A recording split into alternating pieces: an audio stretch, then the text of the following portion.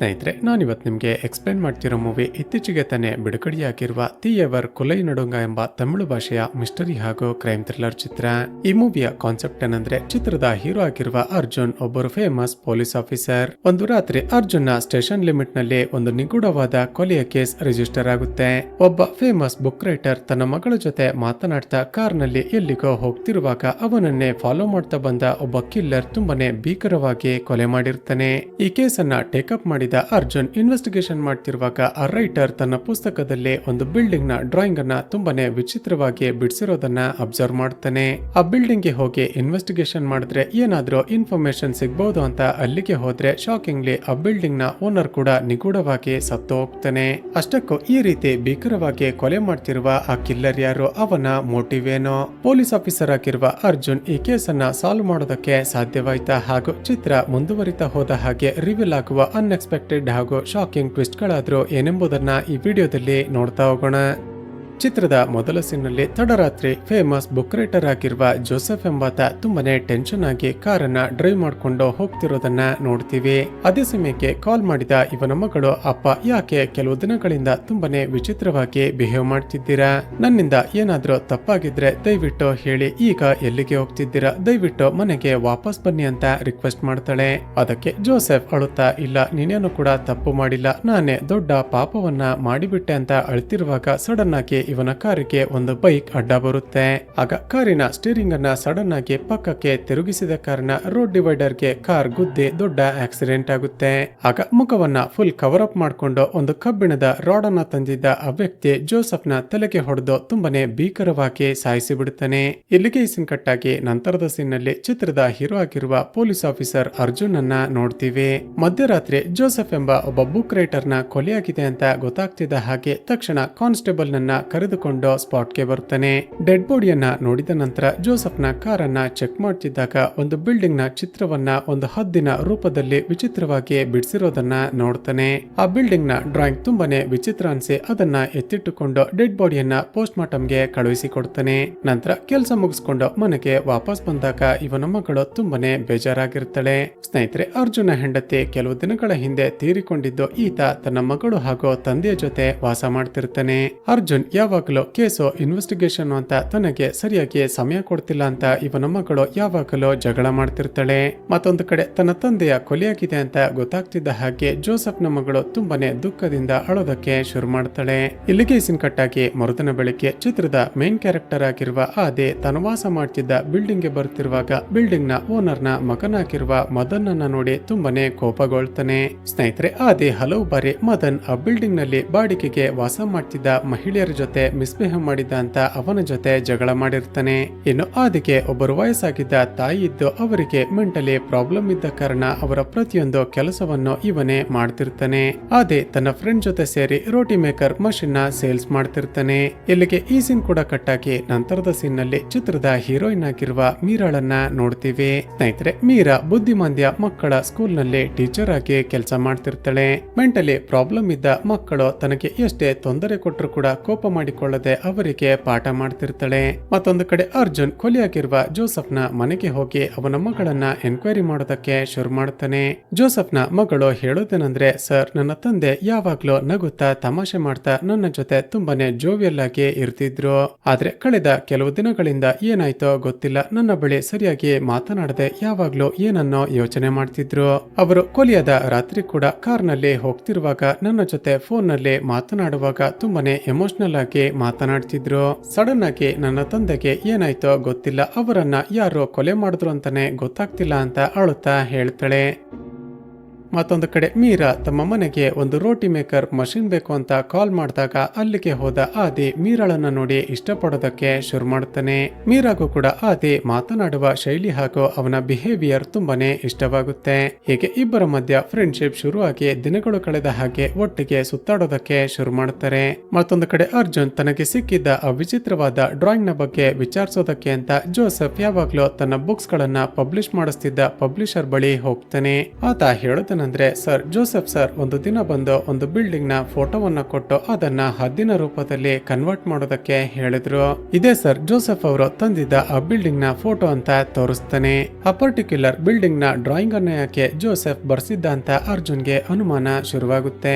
ಆ ಬಿಲ್ಡಿಂಗ್ ಸಿಟಿಯಲ್ಲಿ ಎಲ್ಲಿದೆ ಅಂತ ಚೆಕ್ ಮಾಡ್ತಿದ್ದಾಗ ಬಿಲ್ಡಿಂಗ್ ನ ಮೇಲೆ ಇದ್ದ ಒಂದು ಬ್ಯಾನರ್ ನ ಮೂಲಕ ಅದು ಎಲ್ಲಿದೆ ಅಂತ ಅಡ್ರೆಸ್ ಅನ್ನ ಪತ್ತೆ ಮಾಡಿ ಅಲ್ಲಿಗೆ ಬರ್ತಾರೆ. ಬಿಲ್ಡಿಂಗ್ ನ ಮ್ಯಾನೇಜರ್ ನನ್ನ ಮೀಟ್ ಮಾಡಿ ಈ ವ್ಯಕ್ತಿ ಏನಾದ್ರೂ ನಿಮ್ಗೆ ಗೊತ್ತಿದ್ದಾರಾ ಅಂತ ವಿಚಾರಿಸ್ತಾನೆ. ಆದ್ರೆ ಬಿಲ್ಡಿಂಗ್ ನ ಸೆಕ್ಯೂರಿಟಿಗಾಗ್ಲಿ ಆ ಮ್ಯಾನೇಜರ್ಗಾಗ್ಲಿ ಜೋಸೆಫ್ ಯಾರು ಅಂತಾನೆ ಗೊತ್ತಿರೋದಿಲ್ಲ. ಹೀಗೇನೆ ಮಾತನಾಡ್ತಿರುವಾಗ ಸರ್ ಈ ಬಿಲ್ಡಿಂಗ್ ನಲ್ಲಿ ವಾಸ ಮಾಡ್ತಿದ್ದ ಕಾವೇರಿ ಎಂಬ ಒಬ್ಬಳು ಹುಡುಗಿ ಕೆಲವು ದಿನಗಳ ಹಿಂದೆ ಬಿಲ್ಡಿಂಗ್ ನಿಂದ ಕೆಳಗಡೆ ಹಾರಿ ಆತ್ಮಹತ್ಯೆ ಮಾಡಿಕೊಂಡ್ಲು ಅಂತ ಮ್ಯಾನೇಜರ್ ಇನ್ಫಾರ್ಮ್ ಮಾಡ್ತಾನೆ. ತಕ್ಷಣ ಅರ್ಜುನ್ ಕಾವೇರಿಯ ಮನೆಗೆ ಹೋಗಿ ಎನ್ಕ್ವೈರಿ ಮಾಡ್ಬೇಕು ಅಂತ ಬಿಲ್ಡಿಂಗ್ ನ ಒಳಗಡೆ ಬರ್ತಾನೆ. ಅದೇ ಸಮಯಕ್ಕೆ ಅದೇ ಬಿಲ್ಡಿಂಗ್ ನಲ್ಲಿ ವಾಸ ಮಾಡ್ತಿದ್ದ ಆದಿಯನ್ನ ಮೀಟ್ ಮಾಡ್ಬೇಕು ಅಂತ ಮೀರಾ ಕೂಡ ಅಲ್ಲಿಗೆ ಬರ್ತಾಳೆ. ಆಗ ಮೀರಾ ಒಬ್ಬಳೇ ಬರ್ತಿರೋದನ್ನ ನೋಡಿದ ಮದನ್ ಹಾಗೂ ಅವನ ಫ್ರೆಂಡ್ಸ್ ಗಳು ಕುಡಿದ ನಶೆಯಲ್ಲಿ ಆಕೆಯನ್ನ ತಮ್ಮ ರೂಮ್ಗೆ ಬರುವ ಹಾಗೆ ಮಾಡಿ ಅತ್ಯಾಚಾರ ಮಾಡೋದಕ್ಕೆ ಪ್ರಯತ್ನ ಪಡ್ತಾರೆ. ಆಗ ಮೀರಾ ಜೋರಾಗಿ ಕೂಗಾಡಿದ ಕಾರಣ ತಕ್ಷಣ ಅಲ್ಲಿಗೆ ಬಂದ ಆದಿ ಮದನ್ ಹಾಗೂ ಅವನ ಫ್ರೆಂಡ್ಸ್ ಗಳಿಗೆ ಸರಿಯಾಗಿ ಹೊಡಿತಿರ್ತಾನೆ.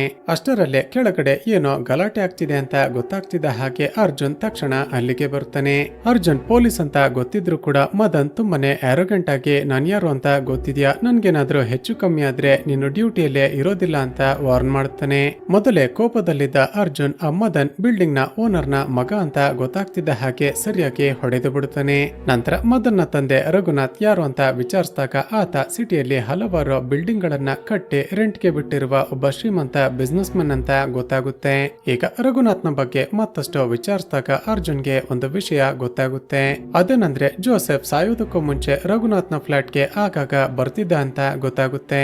ಬಿಲ್ಡಿಂಗ್ ನ ಮ್ಯಾನೇಜರ್ ಹಾಗೂ ಸೆಕ್ಯೂರಿಟಿ ನೋಡಿದ್ರೆ ಜೋಸೆಫ್ ಯಾರು ಅಂತಾನೆ ಗೊತ್ತಿಲ್ಲ, ಅವರು ಇಲ್ಲಿಗೆ ಬಂದೇ ಇಲ್ಲ ಅಂತ ಹೇಳ್ತಿದ್ರು. ಆದ್ರೆ ಜೋಸೆಫ್ ಯಾಕೆ ಬಿಲ್ಡಿಂಗ್ ನ ಓನರ್ ಆಗಿರುವ ರಘುನಾಥ್ ನನ್ನ ಆಗಾಗ ಮೀಟ್ ಮಾಡ್ತಿದ್ದ ಅಂತ ಅನುಮಾನ ಬಂದು ತಕ್ಷಣ ಅವನನ್ನ ಇನ್ವೆಸ್ಟಿಗೇಷನ್ ಮಾಡೋದಕ್ಕೆ ಸ್ಟಾರ್ಟ್ ಮಾಡ್ತಾನೆ. ಅದಕ್ಕೆ ರಘುನಾಥ್ ಹೇಳೋದೇನಂದ್ರೆ ಸರ್ ನನಗೆ ಜೋಸೆಫ್ ಬರೆಯುತ್ತಿದ್ದ ಬುಕ್ಸ್ ಗಳು ತುಂಬಾನೇ ಇಷ್ಟವಾಗ್ತಿತ್ತು. ಒಂದು ದಿನ ಇಬ್ಬರು ಮೀಟ್ ಆದಾಗ ಇದರ ಬಗ್ಗೆ ಮಾತನಾಡಿ ಇಬ್ಬರು ಫ್ರೆಂಡ್ಸ್ ಆದ್ವಿ. ನಂತರ ಜೋಸೆಫ್ ಆಗಾಗ ನನ್ನ ಫ್ಲಾಟ್ ಗೆ ಡ್ರಿಂಕ್ಸ್ ಮಾಡೋದಕ್ಕೆ ಅಂತ ಬರ್ತಿದ್ದ. ಇದನ್ನ ಬಿಟ್ರೆ ಅವನ ಕೊಲೆಗೂ ನನಗೂ ಯಾವುದೇ ಲಿಂಕ್ ಇಲ್ಲ ಅಂತ ಹೇಳ್ತಾನೆ. ನಂತರ ಇವನ ಬಿಲ್ಡಿಂಗ್ ನಲ್ಲೇ ಆತ್ಮಹತ್ಯೆ ಮಾಡಿಕೊಂಡಿದ್ದ ಕಾವೇರಿಯ ಫೋಟೋವನ್ನ ತೋರಿಸ್ತಿದ್ದ ಹಾಗೇನೆ ರಘುನಾಥ್ ತುಂಬಾನೇ ಟೆನ್ಷನ್ ಆಗ್ತಾನೆ. ನಂತರ ಸುಧಾರಿಸಿಕೊಂಡು ಸರ್ ಇದೆಲ್ಲದರ ಬಗ್ಗೆ ನಾವು ಎಲ್ಲಾದ್ರೂ ಹೊರಗಡೆ ಮೀಟ್ ಮಾಡಿ ಮಾತಾಡೋಣ, ನೀವು ಈ ದಿನ ರಾತ್ರಿ ಬೀಚ್ ಬಳಿ ವೇಟ್ ಮಾಡ್ತೀರಿ, ನಾನು ಕೂಡ ಅಲ್ಲಿಗೆ ಬರ್ತೀನಿ ಅಂತ ಹೇಳ್ತಾನೆ. ಸರಿ ಅಂತ ಆ ದಿನ ರಾತ್ರಿ ಅರ್ಜುನ್ ಬೀಚ್ ಬಳಿ ವೇಟ್ ಮಾಡ್ತಿರುವಾಗ ರಘುನಾಥ್ ಅಲ್ಲಿಗೆ ಬರ್ತಾನೆ. ತುಂಬಾನೇ ಟೆನ್ಷನ್ ಆಗಿದ್ದ ರಘುನಾಥ್ ಏನನ್ನೋ ಹೇಳ್ಬೇಕು ಅಂತ ಪ್ರಯತ್ನ ಪಡ್ತಿರುವಾಗ ದೂರದಲ್ಲಿ ನಿಂತಿದ್ದ ಒಬ್ಬ ವ್ಯಕ್ತಿ ಅವನಿಗೆ ಶೂಟ್ ಮಾಡಿ ಸಾಯಿಸಿ ಬಿಡ್ತಾನೆ. ಒಂದೇ ಸರಿ ಶಾಕ್ ಆದ ಅರ್ಜುನ್ ತಕ್ಷಣ ಆ ವ್ಯಕ್ತಿಯನ್ನ ಫಾಲೋ ಮಾಡ್ತಿರುವಾಗ್ಲೇ ನಮಗೆ ಗೊತ್ತಾಗುತ್ತೆ ಆ ಕಿಲ್ಲರ್ ಒಬ್ಬ ಅಲ್ಲ, ಬದಲಿಗೆ ಇಬ್ಬರು ಅಂತ. ಸ್ನೇಹಿತರೆ, ಈಗ ರಿವೀಲ್ ಆಗುವ ಒಂದು ಶಾಕಿಂಗ್ ಹಾಗೂ ಅನ್ಎಕ್ಸ್ಪೆಕ್ಟೆಡ್ ಟ್ವಿಸ್ಟ್ ಏನಂದ್ರೆ ಆ ಇಬ್ಬರು ಕಿಲ್ಲರ್ ಗಳಲ್ಲಿ ಒಬ್ಬರು ಬೇರೆ ಯಾರು ಅಲ್ಲ, ಅದು ಮೀರಾ. ಇನ್ನೊಬ್ಬರು ಯಾರು ಅಂತ ಚಿತ್ರದಲ್ಲಿ ಮುಂದೆ ನಮಗೆ ಗೊತ್ತಾಗುತ್ತೆ. ತನ್ನ ತಂದೆಯ ಕೊಲೆ ಆಯ್ತು ಅಂತ ಗೊತ್ತಾಗ್ತಿದ್ದ ಹಾಗೆ ರಘುನಾಥ್ ನ ಮಗ ಮದನ್ ಅಲ್ಲಿಗೆ ಬಂದು ಅರ್ಜುನ್ ಬೇಕಂತ ನನ್ನ ತಂದೆಯನ್ನ ಇಲ್ಲಿಗೆ ಕರೆಸಿ ಕೊಲೆ ಮಾಡಿದ್ದಾನೆ ಅಂತ ಗಲಾಟೆ ಮಾಡೋದಕ್ಕೆ ಶುರು ಮಾಡ್ತಾನೆ. ಅದಕ್ಕೆ ಅರ್ಜುನ್ ಇಲ್ಲ ಸರ್, ಅವರೇ ನನ್ನನ್ನ ಈ ಜಾಗಕ್ಕೆ ಕರೆಸಿ ಏನೋ ಇನ್ಫಾರ್ಮೇಶನ್ ಕೊಡ್ತೀನಿ ಅಂತ ಹೇಳಿದ್ರು, ಆದ್ರೆ ಅಷ್ಟರಲ್ಲೇ ಅವರನ್ನ ಯಾರೋ ಕೊಲೆ ಮಾಡಿದ್ರು ಅಂತ ನಡೆದದ್ದನ್ನೆಲ್ಲ ಎಕ್ಸ್ಪ್ಲೇನ್ ಮಾಡ್ತಾನೆ. ಈಗ ಅರ್ಜುನ್ಗೆ ಸಡನ್ ಆಗಿ ಒಂದು ವಿಷಯ ನೆನಪಾಗಿ ರಘುನಾಥ್ ನ ಬಿಲ್ಡಿಂಗ್ ನಲ್ಲಿ ಕಾವೇರಿ ಎಂಬ ಒಬ್ಬಳು ಹುಡುಗಿ ಆತ್ಮಹತ್ಯೆ ಮಾಡಿಕೊಂಡಿದ್ಲಲ್ವಾ, ಅವಳ ಬಗ್ಗೆ ಎನ್ಕ್ವೈರಿ ಮಾಡಿದಾಗ ಕಾವೇರಿ ತನ್ನ ತಾಯಿಯ ಜೊತೆ ಆ ಬಿಲ್ಡಿಂಗ್ ನಲ್ಲಿ ವಾಸ ಮಾಡ್ತಿದ್ಲು ಅಂತ ಗೊತ್ತಾಗುತ್ತೆ. ತಕ್ಷಣ ಆ ಫ್ಲಾಟ್ ಗೆ ಬಂದು ಚೆಕ್ ಮಾಡ್ತಾನೆ. ಆದ್ರೆ ಈಗ ಆ ಫ್ಲಾಟ್ ನಲ್ಲಿ ಅವಳ ತಾಯಿ ನಿಶಾ ವಾಸ ಮಾಡ್ತಿಲ್ಲ ಅಂತ ಗೊತ್ತಾಗುತ್ತೆ. ನಂತರ ನಿಶಾ ಈಗ ಎಲ್ಲಿದ್ದಾಳೆ ಅಂತ ಪತ್ತೆ ಮಾಡಿ ವಿಚಾರಿಸಿದಾಗ ಆಕೆ ಹೇಳೋದೇನೆಂದ್ರೆ ಸರ್ ನನ್ನ ಮಗಳು ಆತ್ಮಹತ್ಯೆ ಮಾಡಿಕೊಂಡಿದ್ದ ಆ ಬಿಲ್ಡಿಂಗ್ ನಲ್ಲಿ ವಾಸ ಮಾಡೋದಕ್ಕೆ ನನಗೆ ಇಷ್ಟವಾಗ್ಲಿಲ್ಲ. ಸರಿ, ನಿಮ್ಮ ಮಗಳ ಆತ್ಮಹತ್ಯೆ ಹಿಂದೆ ಬೇರೆ ಏನಾದ್ರೂ ಮಿಸ್ಟರಿ ಇದೆ ಅಂತ ನಿಮಗೆ ಅನ್ನಿಸ್ತಿದ್ಯಾ? ಸರ್, ನನ್ನ ಮಗಳು ಕಾವೇರಿಗೆ ಮೆಂಟಲಿ ಪ್ರಾಬ್ಲಮ್ ಇದ್ದ ಕಾರಣ ಆಕೆಗೆ ಎಕ್ಸಾಕ್ಟ್ ಆಗಿ ಏನಾಗಿತ್ತು ಅಂತ ನನ್ಗೂ ಕೂಡ ಅರ್ಥ ಆಗ್ತಿಲ್ಲ. ಸರಿ ಅಂತ ಅಲ್ಲಿಂದ ವಾಪಸ್ ಬಂದ ಅರ್ಜುನ್ ಜೋಸೆಫ್ ಕೊಲೆಯಾಗೋದಕ್ಕೂ ಮುಂಚೆ ಪದೇ ಪದೇ ಚರ್ಚ್ಗೆ ಹೋಗ್ತಿದ್ದ ಅಂತ ಗೊತ್ತಾಗಿ ಅಲ್ಲಿನ ಫಾದರ್ ನನ್ನ ವಿಚಾರ ವಿಚಾರಿಸ್ತಾನೆ. ಜೋಸೆಫ್ ಸಾಯೋದಕ್ಕೂ ಮುಂಚೆ ಚರ್ಚ್ಗೆ ಬಂದು ನಿಮ್ಮ ಬಳಿ ಏನಾದ್ರೂ ಕನ್ಫೆಸ್ ಮಾಡಿಕೊಂಡಿದ್ರ ಅಂತ ವಿಚಾರಿಸ್ತಾನೆ. ಅದಕ್ಕೆ ಆ ಫಾದರ್ ಹೇಳೋದನಂದ್ರೆ, ಸರ್, ಜೋಸೆಫ್ ಕನ್ಫೆಸ್ ಮಾಡಿಕೊಂಡಿರೋದೇನೋ ನಿಜಾನೇ, ಆದ್ರೆ ಓಪನ್ ಆಗಿ ಅದನ್ನ ನಿಮಗೆ ಹೇಳೋದಕ್ಕೆ ಸಾಧ್ಯ ಇಲ್ಲ. ಆದ್ರೆ ಜೋಸೆಫ್ ಸಾಯೋದಕ್ಕೂ ಕೆಲವು ದಿನಗಳ ಹಿಂದೆ ನನಗೆ ಒಂದು ಬುಕ್ ಅನ್ನ ಕೊಟ್ಟು ಈ ಬುಕ್ ಅನ್ನ 6 ತಿಂಗಳ ನಂತರ ಪಬ್ಲಿಷ್ ಮಾಡಿ ಅಂತ ರಿಕ್ವೆಸ್ಟ್ ಮಾಡಿದ್ದ. ಬೇಕಾದ್ರೆ ಆ ಬುಕ್ ಅನ್ನ ನಿಮಗೆ ಕೊಡ್ತೀನಿ, ಅದರಿಂದ ನಿಮ್ಗೇನಾದ್ರೂ ಕ್ಲೂ ಸಿಗ್ಬಹುದು ಅಂತ ಕೊಡ್ತಾರೆ. ನಂತರ ಮತ್ತೆ ಕಾವೇರಿ ವಾಸ ಮಾಡ್ತಿದ್ದ ಆ ಫ್ಲಾಟ್ ಗೆ ಬಂದು ಚೆಕ್ ಮಾಡ್ತಿದ್ದಾಗ ಒಂದು ಟ್ವಿಸ್ಟ್ ರಿವೀಲ್ ಆಗುತ್ತೆ. ಸ್ನೇಹಿತರೆ, ಕಾವೇರಿಗೆ ಒಬ್ಬ ತಾತ ಇದ್ದು ಆ ತಾತನ ಜೊತೆ ಫೋಟೋವನ್ನ ಕ್ಲಿಕ್ ಮಾಡಿಕೊಂಡಾಗ ಆ ಫೋಟೋದಲ್ಲಿ ಚಿತ್ರದ ಹೀರೋಯಿನ್ ಆಗಿರುವ ಮೀರಾ ಕೂಡ ಕ್ಯಾಪ್ಚರ್ ಆಗಿರ್ತಾಳೆ. ಆ ಫೋಟೋವನ್ನ ನೋಡ್ತಿದ್ದ ಹಾಗೇನೆ ಆ ದಿನ ರಘುನಾಥ್ನ ಬಿಲ್ಡಿಂಗ್ ಗೆ ಇನ್ವೆಸ್ಟಿಗೇಷನ್ ಮಾಡೋದಕ್ಕೆ ಅಂತ ಹೋದಾಗ ಇವಳನ್ನೇ ಅಲ್ವಾ ನಾವು ನೋಡಿದ್ದು ಅಂತ ಫ್ಲಾಶ್ ಆಗುತ್ತೆ. ಮತ್ತೊಂದು ಕಡೆ ಮೀರಾ ನಾನೇ ಈ ಕೊಲೆಗಳನ್ನ ಮಾಡ್ತಿದ್ದೀನಿ ಅಂತ ಒಂದು ಫ್ಲಾಶ್ ಬ್ಯಾಕ್ ಹೇಳೋದಕ್ಕೆ ಶುರು ಮಾಡ್ತಾಳೆ. ಸ್ನೇಹಿತರೆ, ನಿಗೂಢವಾಗಿ ಆತ್ಮಹತ್ಯೆ ಮಾಡಿಕೊಂಡ ಕಾವೇರಿ ಮೀರಾಳ ಸ್ಕೂಲ್ ನಲ್ಲೇ ಓದ್ತಿರ್ತಾಳೆ. ಕಾವೇರಿಯ ತಾಯಿಯಾಗಿರುವ ನಿಶಾ ಕೂಡ ಮೀರಾಗೆ ಪರಿಚಯವಿದ್ದ ಕಾರಣ ಕಾವೇರಿಯನ್ನ ತುಂಬಾನೇ ಕೇರ್ಫುಲ್ ಆಗಿ ನೋಡಿಕೊಳ್ತಿರ್ತಾಳೆ. ಇನ್ನು ನಿಶಾಳ ಗಂಡ 2 ವರ್ಷಗಳ ಹಿಂದೆ ಒಂದು ರೋಡ್ ಆಕ್ಸಿಡೆಂಟ್ ನಲ್ಲಿ ಸತ್ತೋಗಿರ್ತಾನೆ. ತಾನು ಮದುವೆ ಆಗ್ತಿರುವಾಗ ತನ್ನ ಮದುವೆಗೆ ತನ್ನ ತಂದೆ ಅಪೋಸ್ ಮಾಡಿದ್ರು ಅಂತ ನಿಶಾ ಅವರ ಜೊತೆ ಜಗಳ ಮಾಡ್ಕೊಂಡು ಅವರ ಜೊತೆ ಮಾತಾಡ್ತಿರೋದಿಲ್ಲ. ಮೀರಾ ನಿಶಾಳ ತಂದೆಯ ಸ್ಟೂಡೆಂಟ್ ಆಗಿದ್ದ ಕಾರಣ ಅವರಿಬ್ಬರನ್ನ ಒಂದು ಮಾಡೋದಕ್ಕೆ ಪ್ರಯತ್ನ ಪಟ್ಟಿರ್ತಾಳೆ. ಆದ್ರೆ ನಿಶಾ ಎಷ್ಟೇ ಪ್ರಯತ್ನ ಪಟ್ಟರು ಕೂಡ ತನ್ನ ತಂದೆ ಜೊತೆ ಮಾತಾಡ್ತಿರೋದಿಲ್ಲ. ಇನ್ನು ನಿಶಾ ಹೊರಗಡೆ ಕೆಲಸಕ್ಕೆ ಹೋಗ್ತಿದ್ದ ಕಾರಣ ತನ್ನ ಮಗಳು ಕಾವೇರಿಯನ್ನ ನೋಡಿಕೊಳ್ಳೋದಕ್ಕೆ ಆದಿಯ ತಾಯಿಗೆ ಹೇಳಿರ್ತಾಳೆ. ಕಾವೇರಿಗೆ ಚಾಕ್ಲೇಟ್ಸ್ ಅಂದ್ರೆ ತುಂಬಾನೇ ಇಷ್ಟವಿರುತ್ತೆ. ನಿಶಾ ಒಂದು ದಿನ ಆಕೆಯನ್ನ ಸ್ಕೂಲ್ಗೆ ಡ್ರಾಪ್ ಮಾಡುವಾಗ ಚಾಕ್ಲೇಟ್ ಕೊಡೋದಕ್ಕೆ ಹೋಗ್ತಾಳೆ. ಆದ್ರೆ ಪ್ರತಿ ಸರಿ ಚಾಕ್ಲೇಟ್ಸ್ ಅಂದ್ರೆ ತುಂಬಾನೇ ಖುಷಿ ಪಡ್ತಿದ್ದ ಕಾವೇರಿ ಈ ಬಾರಿ ಚಾಕ್ಲೇಟ್ ಅನ್ನ ನೋಡ್ತಿದ್ದ ಹಾಕಿನೇ ತುಂಬಾನೇ ಹೆದರಿಕೊಂಡು ಸ್ಕೂಲ್ ನ ಒಳಗಡೆ ಓಡಿ ಹೋಗ್ತಾಳೆ. ಸ್ಕೂಲ್ ನಲ್ಲಿ ಪಾಠ ನಡೀತಿರುವಾಗ್ಲೂ ಕೂಡ ಕಾವೇರಿ ತುಂಬಾನೇ ಬೇಜಾರಾಗಿರೋದನ್ನ ಮೀರಾ ಅಬ್ಸರ್ವ್ ಮಾಡ್ತಾಳೆ. ಏನಾಯ್ತು ಅಂತ ವಿಚಾರಿಸಿದಾಗ ಕಾವೇರಿ ಡ್ರಾಯಿಂಗ್ ನ ಮೂಲಕ ಏನೋ ಹೇಳೋದಕ್ಕೆ ಪ್ರಯತ್ನ ಪಡ್ತಾಳೆ. ಆದ್ರೆ ಮೀರಾಗೆ ಅದೇನು ಅಂತಾನೆ ಅರ್ಥ ಆಗೋದಿಲ್ಲ. ನಂತರ ಯಾವಾಗ್ಲೂ ಸ್ಕೂಲ್ ನಿಂದ ಮನೆಗೆ ಹೋಗುವಾಗ ತುಂಬಾನೇ ಖುಷಿ ಪಡ್ತಿದ್ದ ಕಾವೇರಿ ಆ ದಿನ ಸಾಯಂಕಾಲ ಮನೆಗೆ ಹೋಗುವಾಗ ಯಾಕೋ ತುಂಬಾನೇ ಬೇಜಾರಾಗಿರೋದನ್ನ ಅಬ್ಸರ್ವ್ ಮಾಡ್ತಾಳೆ. ಇದಾಗಿ 2 ದಿನಗಳ ನಂತರ ನೋಡಿದ್ರೆ ಶಾಕಿಂಗ್ಲಿ ಕಾವೇರಿ ಟೆರಸ್ ನಿಂದ ಕೆಳಗಡೆ ಹಾರಿ ಆತ್ಮಹತ್ಯೆ ಮಾಡಿಕೊಂಡ್ಲು ಅಂತ ಗೊತ್ತಾಗುತ್ತೆ. ಈಗ ಪ್ರೆಸೆಂಟ್ ನಲ್ಲಿ ಮೀರಾ ಕಾವೇರಿಯ ಸಾವಿಗೆ ಕಾರಣರಾದವರನ್ನ ಒಬ್ಬೊಬ್ಬರನ್ನೇ ಕೊಲೆ ಮಾಡ್ತಿದ್ದೀನಿ ಅಂತ ಹೇಳ್ತಾಳೆ. ಈ ಕಡೆ ಮೀರಾಳ ಬಗ್ಗೆ ಅರ್ಜುನ್ಗೆ ಅನುಮಾನ ಬಂದು ಚೆಕ್ ಮಾಡಿದಾಗ ಮೀರಾ ಇತ್ತೀಚೆಗೆ ಆದಿಯನ್ನ ನೋಡ್ಬೇಕು ಅಂತ ಪದೇ ಪದೇ ಆ ಬಿಲ್ಡಿಂಗ್ ಗೆ ಬರ್ತಿದ್ದಾಳೆ ಅಂತ ಗೊತ್ತಾಗುತ್ತೆ. ಒಂದು ವೇಳೆ ಮೀರಾನೇ ಈ ಕೊಲೆಗಳನ್ನ ಮಾಡ್ತಿರ್ಬಹುದಾ ಅಂತ ಅನುಮಾನ ಬಂದು ತಕ್ಷಣ ಆಕೆಯನ್ನ ಎನ್ಕ್ವೈರಿ ಮಾಡೋದಕ್ಕೆ ಹೊರಟು ಬರ್ತಾರೆ. ಅದೇ ಸಮಯಕ್ಕೆ ಈ ಕಡೆ ಆ ಬಿಲ್ಡಿಂಗ್ ನಲ್ಲಿ ಕೆಲಸ ಮಾಡ್ತಿದ್ದ ಇಬ್ಬರು ಸೆಕ್ಯೂರಿಟಿಗಳು ಟೆರಸ್ ಮೇಲೆ ಕೂತು ಡ್ರಿಂಕ್ಸ್ ಮಾಡ್ತಿರ್ತಾರೆ. ಆಗ ಇದ್ದಕ್ಕಿದ್ದ ಹಾಗೆ ಅಲ್ಲಿಗೆ ಬಂದ ಮೀರಾ ನಿಮ್ಮನ್ನ ಸುಮ್ಮನೆ ಬಿಡೋದಿಲ್ಲ ಅಂತ ಅವರ ಮೇಲೆ ಅಟ್ಯಾಕ್ ಮಾಡೋದಕ್ಕೆ ಶುರು ಮಾಡ್ತಾಳೆ. ಸ್ನೇಹಿತರೆ, ಈಗ ರಿವೀಲ್ ಆಗುವ ಮತ್ತೊಂದು ಟ್ವಿಸ್ಟ್ ಏನಂದ್ರೆ ಮೀರಾ ಜೊತೆ ಸೇರಿ ಎಲ್ಲರನ್ನ ಕೊಲೆ ಮಾಡ್ತಿರುವ ಆ ಕಿಲ್ಲರ್ ಬೇರೆ ಯಾರು ಅಲ್ಲ, ಕಾವೇರಿಯ ತಾತ. ಕಾವೇರಿ ಹೇಗೆ ಮೇಲಿನಿಂದ ಕೆಳಗಡೆ ಹಾರಿ ಆತ್ಮಹತ್ಯೆ ಮಾಡಿಕೊಂಡಿದ್ಲು, ಸೇಮ್ ಅದೇ ರೀತಿಯಲ್ಲೇ ಆ ಇಬ್ಬರು ಸೆಕ್ಯೂರಿಟಿಗಳನ್ನ ಕೂಡ ಕೆಳಗಡೆ ತಳ್ಳಿ ಸಾಯಿಸಿ ಬಿಡ್ತಾರೆ. ಈಗ ಆ ಇಬ್ಬರು ಸೆಕ್ಯೂರಿಟಿಗಳು ಸತ್ತೋದ್ರು ಅಂತ ಗೊತ್ತಾಗ್ತಿದ್ದ ಹಾಗೆ ಅರ್ಜುನ್ ತಕ್ಷಣ ಬಿಲ್ಡಿಂಗ್ ಬಳಿ ಬರ್ತಾನೆ. ನಂತರ ಅಲ್ಲೇ ಇದ್ದ ಆದಿಯನ್ನ ಎನ್ಕ್ವೈರಿ ಮಾಡಿದಾಗ ಅರ್ಜುನ್ಗೆ ಕನ್ಫರ್ಮ್ ಆಗುತ್ತೆ, ಖಂಡಿತ ಮೀರಾ ಆದಿಯನ್ನ ಲವ್ ಮಾಡ್ತಿರುವ ರೀತಿ ನಂಬಿಸಿ ಪದೇ ಪದೇ ಇಲ್ಲಿಗೆ ಬರ್ತಿದ್ದಾಳೆ ಅಂತ. ಆದಿಗೂ ಕೂಡ ಆಫೀಸರ್ ಅರ್ಜುನ್ ಹೇಳ್ತಿರೋದೇ ನಿಜ ಅಂತ ಕನ್ಫರ್ಮ್ ಆಗುತ್ತೆ. ಇಲ್ಲಿಗೆ ಸೀನ್ ಕಟ್ಟಾಗಿ ಅಷ್ಟಕ್ಕೂ ಆ ದಿನ ನಿಜವಾಗಿಯೂ ಏನ್ ನಡೀತು ಅಂತ ಒಂದು ಫ್ಲಾಶ್ ಬ್ಯಾಕ್ ಅನ್ನ ತೋರಿಸಲಾಗುತ್ತೆ. ಸ್ನೇಹಿತರೆ, ಕೊಲೆಯಾದ ರೈಟರ್ ಜೋಸೆಫ್ ಆಗ್ಲಿ ರಘುನಾಥ್ ಆಗ್ಲಿ ಇಬ್ಬರು ಕೂಡ ಒಳ್ಳೆಯ ವ್ಯಕ್ತಿಗಳಾಗಿರೋದಿಲ್ಲ. ತುಂಬಾನೇ ಶ್ರೀಮಂತನಾಗಿದ್ದ ರಘುನಾಥ್ ಆಗಾಗ ತನ್ನ ಫ್ಲಾಟ್ಗೆ ಹುಡುಗಿಯರನ್ನ ಕರೆದುಕೊಂಡು ಬಂದು ಇಂಟಿಮೇಟ್ ಆಗ್ತಿರ್ತಾನೆ. ಆ ಸಮಯದಲ್ಲಿ ತನ್ನ ಫ್ರೆಂಡ್ ಆಗಿದ್ದ ಜೋಸೆಫ್ಗೆ ಕಾಲ್ ಮಾಡ್ತಿರ್ತಾನೆ. ಜೋಸೆಫ್ ಕೂಡ ಅಲ್ಲಿಗೆ ಹೋಗಿ ಎಂಜಾಯ್ ಮಾಡ್ತಿರ್ತಾನೆ. ಹೀಗೆ ಆ ದಿನ ಇಬ್ಬರು ರಘುನಾಥ್ನ ಫ್ಲಾಟ್ ನಲ್ಲಿ ಹುಡುಗಿಗಾಗಿ ವೇಟ್ ಮಾಡ್ತಿರುವಾಗ ಹೊರಗಡೆ ಆದಿಯ ತಾಯಿ ಕಾವೇರಿಗೆ ಊಟ ಮಾಡಿಸ್ತಿರ್ತಾಳೆ. ಕಾವೇರಿಗೆ ಊಟವಾದ ನಂತರ ಕುಡಿಯೋದಕ್ಕೆ ನೀರು ಇಲ್ಲದ ಕಾರಣ ಆದಿಯ ತಾಯಿ ನೀರನ್ನ ತರೋದಕ್ಕೆ ಅಂತ ಮನೆಯ ಒಳಗಡೆ ಹೋಗ್ತಾಳೆ. ಈ ಕಡೆ ಆ ಇಬ್ಬರು ಸೆಕ್ಯೂರಿಟಿಗಳ ಮಾತಿನಿಂದ ನಮಗೆ ಗೊತ್ತಾಗೋದೇನಂದ್ರೆ ಆ ದಿನ ರಘುನಾಥ್ ಬುಕ್ ಮಾಡಿದ್ದ ಹುಡುಗಿ ಬಂದಿರೋದಿಲ್ಲ. ಈಗೇನ್ ಮಾಡೋದು ಅಂತ ಇಬ್ಬರು ಮಾತನಾಡಿಕೊಳ್ತಿರುವಾಗ ಅಲ್ಲೇ ಊಟ ಮಾಡ್ತಾ ಕೂತಿದ್ದ ಕಾವೇರಿ ಅವರ ಕಣ್ಣಿಗೆ ಬೀಳ್ತಾಳೆ. ಶಾಕಿಂಗ್ಲಿ ಕಾವೇರಿಗೆ ಮೆಂಟಲಿ ಪ್ರಾಬ್ಲಮ್ ಇದ್ದ ಕಾರಣ ಆಕೆ ಈ ವಿಷಯವನ್ನ ಯಾರಿಗೋ ಹೇಳೋದಿಲ್ಲ ಅಂತ ಮಾತನಾಡಿಕೊಂಡು ಅವಳನ್ನ ಕರೆದುಕೊಂಡು ಹೊರಟು ಹೋಗ್ತಾರೆ. ಈ ಕಡೆ ಇವರಿಬ್ಬರು ಆ ಚಿಕ್ಕ ಹುಡುಗಿ ಕಾವೇರಿಯನ್ನ ಕರೆದುಕೊಂಡು ಬಂದಿರೋದನ್ನ ನೋಡ್ತಿದ್ದ ಹಾಗೇನೆ ಜೋಸೆಫ್ಗೆ ತುಂಬಾನೇ ಶಾಕ್ ಆಗಿರುತ್ತೆ. ಆದ್ರೆ ಆ ರಾಕ್ಷಸ ರಘುನಾಥ್ ವಿಚಿತ್ರವಾಗಿ ನಗುತ್ತಾ ಇಲ್ಲ ಇವಳೇ ಇರ್ಲಿ ಅಂತ ಅವಳ ಜೊತೆ ಮಿಸ್ಬಿಹೇವ್ ಮಾಡೋದಕ್ಕೆ ಸ್ಟಾರ್ಟ್ ಮಾಡ್ತಾನೆ. ಈ ಕಡೆ ಕುಡಿಯೋದಕ್ಕೆ ಅಂತ ನೀರನ್ನ ತರೋದಕ್ಕೆ ಒಳಗಡೆ ಹೋಗಿದ್ದ ಆದಿಯ ತಾಯಿ ಹೊರಗಡೆ ಬಂದು ನೋಡಿದ್ರೆ ಕಾವೇರಿ ಎಲ್ಲೂ ಕೂಡ ಕಾಣಿಸ್ತಿರೋದಿಲ್ಲ. ತುಂಬಾನೇ ಗಾಬರಿಯಾದ ಆದಿಯ ತಾಯಿ ಎಲ್ಲ ಕಡೆ ಹುಡುಕೋದಕ್ಕೆ ಶುರು ಮಾಡ್ತಾಳೆ. ಆ ಕಡೆ ಒಳಗಡೆ ಅವರಿಬ್ಬರು ಕಾವೇರಿಯ ಮೇಲೆ ಅತ್ಯಾಚಾರ ಮಾಡಿದ ನಂತರ ನಮ್ಗೇನೋ ಗೊತ್ತೇ ಇಲ್ಲ ಅನ್ನೋ ಹಾಗೆ ವಾಪಸ್ ಅವಳನ್ನ ಕರೆದುಕೊಂಡು ಬಂದು ಕಾರಿಡಾರ್ ನಲ್ಲಿ ಬಿಟ್ಟಿರ್ತಾರೆ. ಆದ್ರೆ ಮಾತಾಡೋದಕ್ಕೆ ಬಾರದ ಕಾವೇರಿ ಅಂದಿನಿಂದ ಆ ಸೆಕ್ಯೂರಿಟಿಗಳನ್ನ ಹಾಗೂ ರಘುನಾಥ್ನನ್ನ ನೋಡ್ತಿದ್ದ ಹಾಗೇನೆ ತುಂಬಾನೇ ಹೆದರಿಕೊಳ್ಳೋದಕ್ಕೆ ಶುರು ಮಾಡ್ತಿರ್ತಾಳೆ. ಒಂದು ವೇಳೆ ಆ ಕಾವೇರಿ ತಮ್ಮ ಬಗ್ಗೆ ಇನ್ಫಾರ್ಮ್ ಮಾಡಿಬಿಟ್ರೆ ಏನ್ ಮಾಡೋದು ಅಂತ ರಘುನಾಥ್ ಆಕೆಯನ್ನ ಕೊಲೆ ಮಾಡಿ ಅಂತ ಇಬ್ಬರು ಸೆಕ್ಯೂರಿಟಿಗಳಿಗೆ ಸುಪಾರಿ ಕೊಡ್ತಾನೆ. ಸೊ ಯಾರೋ ಇಲ್ಲದೆ ಇರುವಾಗ ಪಕ್ಕ ಪ್ಲಾನ್ ಮಾಡಿದ ಇಬ್ಬರು ಸೆಕ್ಯೂರಿಟಿಗಳು ಕಾವೇರಿಯನ್ನ ಮೇಲೆ ಕರೆದುಕೊಂಡು ಬಂದು ಕೆಳಗಡೆ ತಳ್ಳಿ ಸಾಯಿಸಿ ಬಿಡ್ತಾರೆ.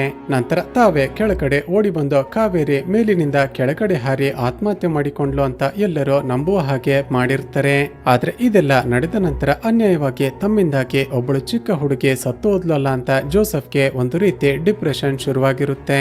ಸೊ ನಡೆದ ಎಲ್ಲ ಘಟನೆಗಳನ್ನ ಇಂಡೈರೆಕ್ಟ್ ಆಗಿ ಒಂದು ಬುಕ್ ನಲ್ಲಿ ಬರೆದು ಅದನ್ನ 6 ತಿಂಗಳ ನಂತರ ಪಬ್ಲಿಷ್ ಮಾಡಿ ಅಂತ ಫಾದರ್ಗೆ ಕೊಟ್ಟಿರ್ತಾನೆ. ಹಲವು ಬಾರಿ ಆ ರಘುನಾಥ್ ಹಾಗೂ ಸೆಕ್ಯೂರಿಟಿಗೆ ನಡೆದದ್ದನ್ನೆಲ್ಲ ಪೊಲೀಸರಿಗೆ ಇನ್ಫಾರ್ಮ್ ಮಾಡಿ ನಾವೆಲ್ಲರೂ ಸರೆಂಡರ್ ಆಗೋಣ ಅಂತ ಹೇಳಿರ್ತಾನೆ. ಆದ್ರೆ ರಘುನಾಥ್ ಹಾಗೇನಾದ್ರೂ ಬಾಯ್ ಬಿಟ್ರೆ ನಿನ್ನ ಮಗಳನ್ನ ಕೊಲೆ ಮಾಡಿಬಿಡ್ತೀನಿ ಅಂತ ಹೆದರಿಸಿ ಸುಮ್ಮನಾಗಿಸಿರ್ತಾನೆ. ಸ್ನೇಹಿತರೆ, ಈಗ ರಿವೀಲ್ ಆಗುವ ಮತ್ತೊಂದು ಟ್ವಿಸ್ಟ್ ಏನಂದ್ರೆ ಜೋಸೆಫ್ ಸಾಯೋದಕ್ಕೂ ಮುಂಚೆ ಆ ಬುಕ್ ನಲ್ಲಿ ಕಾವೇರಿ ಮೇಲೆ ಅತ್ಯಾಚಾರ ಮಾಡುವಾಗ ಇನ್ನೊಬ್ಬ ವ್ಯಕ್ತಿ ಇದ್ದ ಅಂತ ಇಂಡೈರೆಕ್ಟ್ ಆಗಿ ಬರ್ದಿರ್ತಾನೆ. ಶಾಕಿಂಗ್ಲಿ ಆ ಮತ್ತೊಬ್ಬ ವ್ಯಕ್ತಿ ಬೇರೆ ಯಾರು ಅಲ್ಲ, ಚಿತ್ರದ ಶುರುವಿನಿಂದ ನಾವು ನೋಡ್ತಿರುವ ಆದಿ. ಈ ಕಡೆ ಆದಿ ಎಲ್ಲರನ್ನ ಕೊಲೆ ಮಾಡ್ತಿರೋದು ಮೀರಾ ಹಾಗೂ ಕಾವೇರಿಯ ತಾತ ಅಂತ ಗೊತ್ತಾಗ್ತಿದ್ದ ಹಾಗೆ ಮದನ್ ಜೊತೆ ಸೇರಿ ಅವನನ್ನ ಕೊಲೆ ಮಾಡೋದಕ್ಕೆ ಪ್ರಯತ್ನ ಪಡ್ತಿರ್ತಾನೆ. ಸ್ನೇಹಿತರೆ, ಚಿತ್ರದ ಶುರುವಿನಿಂದ ನಾವೆಲ್ಲ ಅಂದುಕೊಂಡ ಹಾಗೆ ಈ ಆದಿ ಒಳ್ಳೆ ವ್ಯಕ್ತಿಯಲ್ಲ. ಈತ ಕೂಡ ಮದನ್ನ ಫ್ರೆಂಡೇ ಆಗಿದ್ದು ಇವನು ಕೂಡ ಕೆಟ್ಟ ಕೆಲಸಗಳನ್ನ ಮಾಡ್ತಿರ್ತಾನೆ. ಈ ಕಡೆ ಪುಸ್ತಕದಲ್ಲಿ ಬರೆದಿರುವ ಆ ಮತ್ತೊಬ್ಬ ವ್ಯಕ್ತಿ ಆದಿ ಅಂತ ಗೊತ್ತಾಗ್ತಿದ್ದ ಹಾಗೆ ಅರ್ಜುನ್ ತಕ್ಷಣ ಅವನನ್ನ ಅರೆಸ್ಟ್ ಮಾಡ್ಬೇಕು ಅಂತ ಬರ್ತಾನೆ. ಮತ್ತೊಂದು ಕಡೆ ತಾನು ತುಂಬಾನೇ ಇಷ್ಟಪಡ್ತಿದ್ದ ಕಾವೇರಿ ಸತ್ತೋದ್ಲು ಅಂತ ಗೊತ್ತಾಗ್ತಿದ್ದ ಹಾಗೆ ಮೀರಾ ತುಂಬಾನೇ ಎಮೋಷನಲಿ ಬ್ರೇಕ್ ಡೌನ್ ಆಗಿರ್ತಾಳೆ. ಸ್ಕೂಲಲ್ಲಿ ಅಳುತ್ತಾ ಕೂತಿರುವಾಗ ಕಾವೇರಿ ಆ ದಿನ ಡ್ರಾಯಿಂಗ್ ಅನ್ನ ಬಿಡಿಸೋದಕ್ಕೆ ಪ್ರಯತ್ನ ಪಟ್ಟಿದ್ಲಲ್ವಾ, ಆ ಪೇಪರ್ ಸಿಗುತ್ತೆ. ಅನುಮಾನ ಬಂದು ತಕ್ಷಣ ಕಾವೇರಿಯ ಮನೆಗೆ ಹೋಗಿ ಏನಾದ್ರೂ ಕ್ಲೂಗಳು ಸಿಗ್ಬೋದಾ ಅಂತ ಚೆಕ್ ಮಾಡ್ತಿದ್ದಾಗ ಈಕೆನೆ ಗಿಫ್ಟ್ ಕೊಟ್ಟಿದ್ದ ಒಂದು ಡಿಜಿಟಲ್ ಬೈನಾಕ್ಯುಲರ್ ಸಿಗುತ್ತೆ. ಸ್ನೇಹಿತರೆ, ಅಷ್ಟಕ್ಕೂ ಆ ದಿನ ಏನಾಗಿರುತ್ತೆ ಅಂದ್ರೆ ಆದಿಯ ತಾಯಿ ಊಟ ಮಾಡ್ತಿರುವಾಗ ಕಾವೇರಿ ಆಟವಾಡ್ತಾ ಆ ಡಿಜಿಟಲ್ ಬೈನಾಕ್ಯುಲರ್ ನ ರೆಕಾರ್ಡಿಂಗ್ ಅನ್ನ ಆನ್ ಮಾಡಿರ್ತಾಳೆ. ಅಂದ್ರೆ ಆ ದಿನ ಕಾವೇರಿ ಮೇಲೆ ಯಾರ್ಯಾರು ಅತ್ಯಾಚಾರ ಮಾಡಿದ್ರು ಅವರೆಲ್ಲರ ಮುಖಗಳು ಕೂಡ ವಿಡಿಯೋದಲ್ಲಿ ರೆಕಾರ್ಡ್ ಆಗಿರುತ್ತೆ. ತಕ್ಷಣ ಕಾವೇರಿಯ ತಾತನನ್ನ ಮೀಟ್ ಮಾಡಿ ಕಾವೇರಿಯ ಸಾವಿಗೆ ಕಾರಣರಾದ ಎಲ್ಲರನ್ನ ಕೂಡ ಕೊಲೆ ಮಾಡಿ ಸೇಡನ್ನ ತೀರಿಸಿಕೊಳ್ಬೇಕು ಅಂತ ಡಿಸೈಡ್ ಮಾಡ್ತಾರೆ. ಹೀಗೆ ಎಲ್ಲವನ್ನ ಪ್ಲಾನಿಂಗ್ ಮಾಡ್ತಿರುವಾಗ ಒಂದು ದಿನ ಆದಿಯನ್ನ ಮೀಟ್ ಮಾಡ್ಬೇಕು ಅಂತ ಅವನ ಮನೆಗೆ ಹೋದಾಗ ಅವನ ತಾಯಿ ಒಂದು ಶಾಕಿಂಗ್ ವಿಷಯವನ್ನ ರಿವೀಲ್ ಮಾಡಿರ್ತಾಳೆ. ಸ್ನೇಹಿತರೆ, ಅಸಲಿಗೆ ಆದಿಯ ತಾಯಿಗೆ ಯಾವುದೇ ಮೆಂಟಲ್ ಪ್ರಾಬ್ಲಮ್ ಇರೋದಿಲ್ಲ, ಈಕೆ ಬೇಕಂತಲೇ ನಾಟಕ ಮಾಡ್ತಿರ್ತಾಳೆ. ಅಷ್ಟಕ್ಕೂ ಆ ದಿನ ಏನಾಗಿರುತ್ತೆ ಅಂದ್ರೆ ಆ ಇಬ್ಬರು ಸೆಕ್ಯೂರಿಟಿಗಳು ಕಾವೇರಿಯನ್ನ ಬಿಲ್ಡಿಂಗ್ ನ ಮೇಲಿನಿಂದ ಕೆಳಗಡೆ ತಳ್ಳಿ ಸಾಯಿಸಿದ್ದನ್ನ ಆದಿಯ ತಾಯಿ ನೋಡಿರ್ತಾಳೆ. ತಕ್ಷಣ ಟೆರೆಸ್ಗೆ ಹೋಗಿ ಆ ಇಬ್ಬರು ಸೆಕ್ಯೂರಿಟಿಗಳಿಗೆ ಸರಿಯಾಗಿ ಬೈದು ಪೊಲೀಸರಿಗೆ ಇನ್ಫಾರ್ಮ್ ಮಾಡ್ತೀನಿ ಅಂತ ಹೇಳಿದಾಗ ಆ ಸೆಕ್ಯೂರಿಟಿಗಳು ಒಂದು ಶಾಕಿಂಗ್ ಟ್ವಿಸ್ಟ್ ಅನ್ನ ರಿವೀಲ್ ಮಾಡ್ತಾರೆ. ಹಾಗೇನಾದ್ರೂ ಮಾಡಿದ್ರೆ ನಿನ್ನ ಮಗ ಆ ದಿನೇ ಜೈಲಿಗೆ ಹೋಗ್ತಾನೆ, ಯಾಕಂದ್ರೆ ಕಾವೇರಿ ಮೇಲೆ ಮೊದಲಿಗೆ ಅತ್ಯಾಚಾರ ಮಾಡಿದ್ದು ಅವನೇ ಅಂತ ಹೇಳಿಬಿಡ್ತಾರೆ. ಸ್ನೇಹಿತರೆ, ಈಗ ಗೊತ್ತಾಗುವ ಶಾಕಿಂಗ್ ವಿಷಯವೇನಂದ್ರೆ ಆದಿ ಈ ಮುಂಚೆ ಕೂಡ ಯಾರೋ ಇಲ್ಲದಿರುವಾಗ ಕಾವೇರಿಯನ್ನ ಮನೆಗೆ ಕರೆದುಕೊಂಡು ಬಂದು ಆಕೆ ಮೇಲೆ ಅತ್ಯಾಚಾರ ಮಾಡಿರ್ತಾನೆ. ಈಗ ಆದಿಯ ತಾಯಿ ತಕ್ಷಣ ಮನೆಗೆ ಬಂದು ತನ್ನ ಮಗನಿಗೆ ಸರಿಯಾಗಿ ಬೈದು ಈ ವಿಷಯವನ್ನ ಪೊಲೀಸರಿಗೆ ಇನ್ಫಾರ್ಮ್ ಮಾಡ್ತೀನಿ ಅಂತ ಹೇಳ್ತಿದ್ದ ಹಾಗೆ ಕೋಪಗೊಂಡ ಆದಿ ತನ್ನ ತಾಯಿಯ ತಲೆಗೇನೆ ರಾಡ್ ನಿಂದ ಹೊಡೆದು ಬಿಡುತ್ತಾನೆ. ಸೊ ಅಂದಿನಿಂದ ತನ್ನ ಪ್ರಾಣವನ್ನ ಉಳಿಸಿಕೊಳ್ಳೋದಕ್ಕೆ ಆದಿಯ ತಾಯಿ ತನಗೆ ಮೆಂಟಲಿ ಪ್ರಾಬ್ಲಮ್ ಇದೆ ಅಂತ ನಾಟಕ ಮಾಡ್ತಿರ್ತಾಳೆ. ಈಗ ಪ್ರೆಸೆಂಟ್ ನಲ್ಲಿ ಮೀರಾ ಕೂಡ ಕೊಲೆಗಳನ್ನ ಮಾಡ್ತಿದ್ದಾಳೆ ಅಂತ ಗೊತ್ತಾಗ್ತಿದ್ದ ಹಾಗೆ ಆದಿ ಮದನ್ನನ್ನ ಕರೆದುಕೊಂಡು ಬಂದು ಆಕೆಯನ್ನ ಕೊಲೆ ಮಾಡೋದಕ್ಕೆ ಪ್ರಯತ್ನ ಪಡ್ತಾನೆ. ಅವರೆಲ್ಲ ಸೇರಿ ಮೀರಾಳನ್ನ ಸಾಯಿಸಿ ಬಿಡ್ತಾರೆ ಅನ್ನೋಷ್ಟರಲ್ಲೇ ಲೊಕೇಶನ್ ಅನ್ನ ಟ್ರೇಸ್ ಮಾಡ್ತಾ ಅರ್ಜುನ್ ಅಲ್ಲಿಗೆ ಬರ್ತಾನೆ. ಎಲ್ಲರಿಗೂ ಸರಿಯಾಗಿ ಹೊಡೆದು ಕೊನೆಗೆ ಆದಿಯನ್ನ ಕೊಲೆ ಮಾಡುವಂತ ತನ್ನ ಬಳಿ ಇದ್ದ ಗನ್ ಅನ್ನ ಮೀರಾಳಿಗೆ ಕೊಡ್ತಾನೆ. ಕೊನೆಗೂ ಇವನನ್ನ ಕೊಲೆ ಮಾಡಬೇಕು ಅಂತ ಕಾಯ್ತಿದ್ದ ಮೀರಾ ಟ್ರಿಗರ್ ಅನ್ನ ಪ್ರೆಸ್ ಮಾಡಿ ಶೂಟ್ ಮಾಡಿ ಸಾಯಿಸಿ ಬಿಡ್ತಾಳೆ. ಹಾಗೂ ಇಲ್ಲಿಗೆ ಈ ಚಿತ್ರ ಮುಕ್ತಾಯವಾಗುತ್ತೆ.